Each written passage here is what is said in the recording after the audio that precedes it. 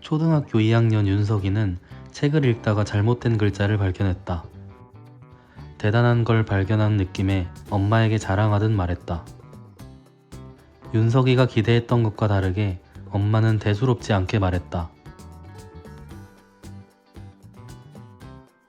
윤석이는 잠시 뿌듯했지만 엄마의 반응을 보고 별일 아닌 것으로 생각하게 되었다. 종현이도 책에서 잘못된 글자를 발견했다. 종현이 엄마는 중요한 걸 발견했다면서 감탄했다.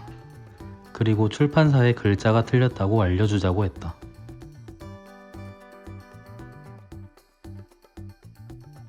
종현이는 엄마와 함께 출판사 홈페이지에 들어가서 어떤 글자가 틀렸는지 게시판에 올렸다.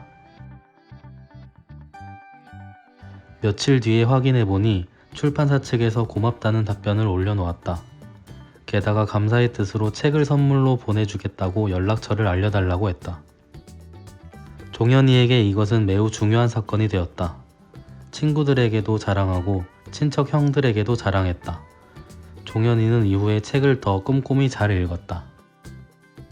혹시라도 또 틀린 글자가 있는지 찾아보려는 의도도 있었지만 무엇보다 정확하게 읽고 쓴다는 것의 중요성을 나름대로 깨달은 덕분이었다. 이렇게 두 아이가 똑같은 경험을 했어도 엄마가 어떻게 반응하는지에 따라 아이는 느끼는 중요도는 달라진다. 종현이는 자신이 중요한 역할을 했다는 사실을 오래오래 기억했고 이후로도 그런 역할을 하기 위해 노력했다. 중학생이 된 종현이에게 비슷한 일이 또 생겼다. 교과서에 표기된 특정 사건의 연도와 연대표의 연도가 잘못된 부분을 찾아낸 것이다. 수십 년 경력의 선생님은 교과서에서 오류를 찾아낸 학생은 처음이라며 칭찬하셨다.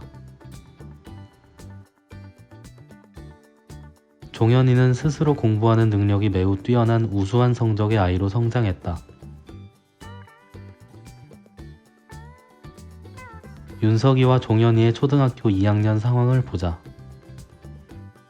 똑같은 경험을 통해서 종현이는 새롭게 배우고 뿌듯해하며 성장의 기회가 됐지만 윤석이에겐 의미 있는 경험이 되지 못했다.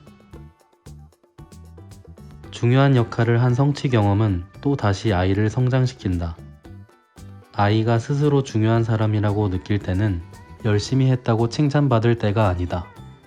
아이는 자신의 공부가 다른 사람에게 도움이 되었을 때 중요한 존재가 된 듯하다.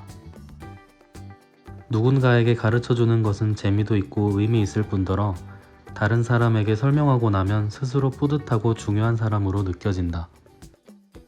미국의 교육학자 에드거 데일은 배우는 방법에 따라 2주 후 그 내용을 얼마나 잘 기억하는지가 달라진다고 말한다. 읽으면 10%를 배우고 귀로 들으면 20%를 배우고 남들과 배운 것을 토론하면 70%, 남에게 가르치면 95%를 익히게 된다. 아이가 중요한 사람이라는 느낌이 들게 아이에게도 가르쳐달라는 식의 질문을 던져보자. 또 아이가 학교에서 배운 것을, 아이가 좋아하는 책의 내용을 질문해보자. 뭘 배웠는지 질문하는 것보다 아이에게 엄마를 가르치는 역할을 주면 더 효과적이다. 매일의 작은 성취와 중요한 사람이라는 느낌이 스스로 공부하는 아이로 키운다. 이런 매일의 작은 성공이 아이의 미래를 바꾼다. 해당 콘텐츠는 도서 엄마의 공부머리 말습관을 토대로 제작되었습니다.